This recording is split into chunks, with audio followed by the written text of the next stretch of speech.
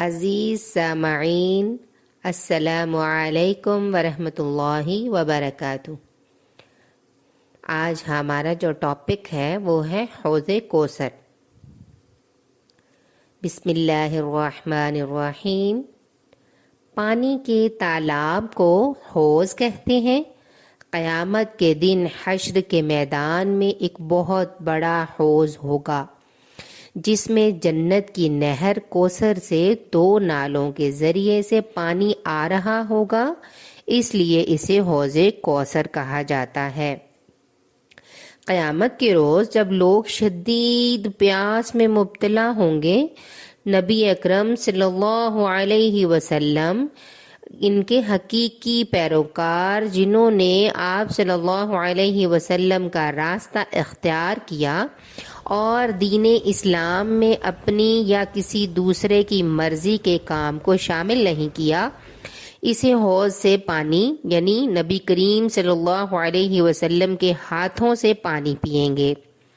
جن لوگوں نے دین کے اندر نئی نئی بدعات نکال لیں اور اپنی یا دوسرے لوگوں کی خواہشات کو دین کا نام دے دیا، ایسے لوگوں کو حوض کوثر کے قریب بھی نہیں آنے دیا جائے گا۔ ان کے اور نبی کریم صلی اللہ علیہ وسلم کے درمیان ایک دیوار کھڑی کر دی جائے گی۔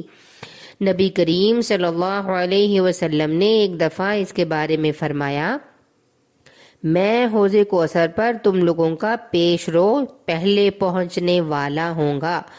تم میں سے کچھ لوگ میری طرف آئیں گے، جب میں انہیں پانی دینے لگوں گا تو انہیں میرے سامنے سے کھینچ لیا جائے گا۔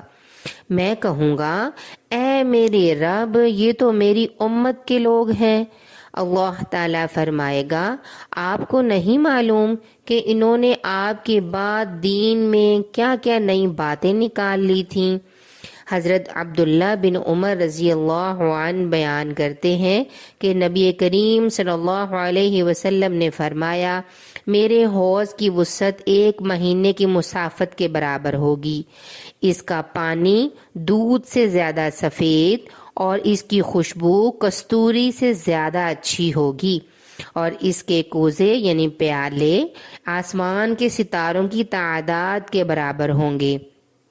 جو شخص اس میں سے 1 مرتبہ پانی پی لے گا وہ میدان حشر میں پھر کبھی پیاسا نہیں ہوگا۔ پیارے بچوں، آج ہمیں پتہ چلا کہ جس حوض کوثر کے بارے میں ہم نے سنا تھا وہ ایکچوئل کیا تھا۔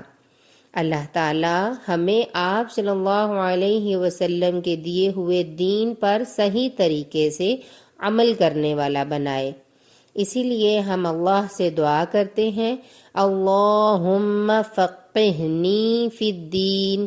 اللہ تعالیٰ ہمیں صحیح دین سیکھنے والا بنائے تاکہ ہم آپ صلی اللہ علیہ وسلم کے ہاتھوں سے حوض کوثر کا پانی پی سکیں۔